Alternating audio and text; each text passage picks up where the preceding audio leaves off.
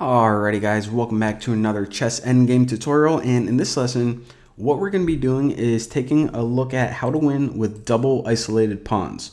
So those are when you have two pawns and there is one square or one file between them, in this case the G file.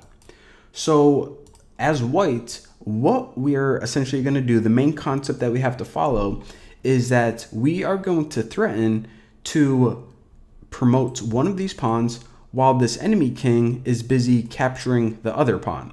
So let's say for this first move, if we play h5, if this enemy king kind of forgets about it and says, okay, I'm just going to go ahead and first capture on f4, then we can just run with our h pawn and the king isn't going to be able to make it on time and we're going to be able to queen successfully.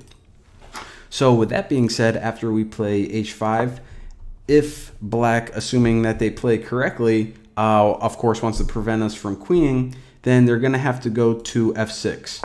Again, they can't go to g5 because it's protected by the f pawn, and they can't just go to g6 because it's protected by the h pawn. So black's mission in this endgame is to essentially attack our more advanced pawn first, because we saw what happens if it attacks the pawn that's behind, then the more advanced one has time to run away.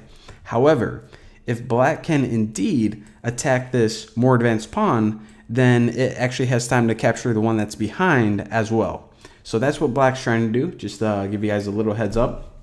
However, in this endgame, whenever we get into this position where the black king retreats to try to prevent both these pawns from queening, and we see that there is no direct threat to either one of our pawns on the next move, in other words, if it was just black's turn again, it wouldn't be able to capture any of these pawns, then what we can do is just go ahead and advance our king, get it closer to the action.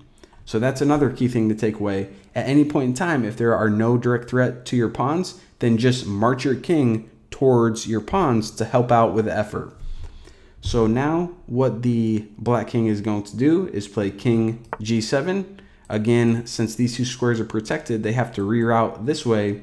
And now what we want to do is we want to take our f pawn and move it forward. Again, what we're doing is putting the black king into the same predicament where if they try to capture here, we're just going to run away. And if they try to capture our f pawn, then we can just march ahead with our h pawn. So let's just say that black plays, they have to play something, king h6. Well, what we can do is just continue making that threat. Say, hey, go ahead, I dare you to take it, I'll become a queen. And of course, they don't want to allow that. And another key thing that I want to point out is that these two squares are in fact protected right now. The king, at this point in time, it can't move to either of these squares because of these pawns controlling both of those. Of course, the king can't take here, we know what happens. So king, best move is just to go ahead and play king h7. Now, remember the concept we talked about. Whenever there is no direct threat, then just go ahead and start moving your king towards the action. And of course, the king doesn't have any great options here, the black king that is. So we'll play h6, continue with our plan, d4. This black king is essentially toggling between h6 and h7. No clear goal in mind. So whose turn is it? White's. We'll just go ahead and play e6. And now black to play king h6. White, we can play king e6. And now the king, at this point in time, it's getting kind of desperate. Let's just say they'll play king g5, trying to pick off one of these pawns.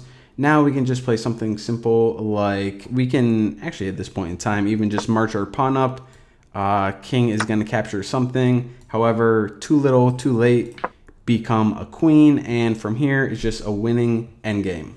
So essentially, there are two main concepts that you have to keep in mind. First of all, whenever you have two isolated pawns, one file apart, you always need to have the threat that if the king is going to capture one, then you can run away with the other one. In order to do that, you essentially try to keep your pawns lined up and never let the king attack the more advanced pawn. And another thing is that whenever you do have two isolated pawns, let me just move back to one of these positions. And the king is not making any direct threat to capture any of your pawns on the next move, then you can just start marching your king forward to help out your pawns in becoming a queen. So 2 simple things, but very important things. Hopefully this helps you out in some of your chess games. Thank you guys for watching. Don't forget to subscribe. I will see you next time.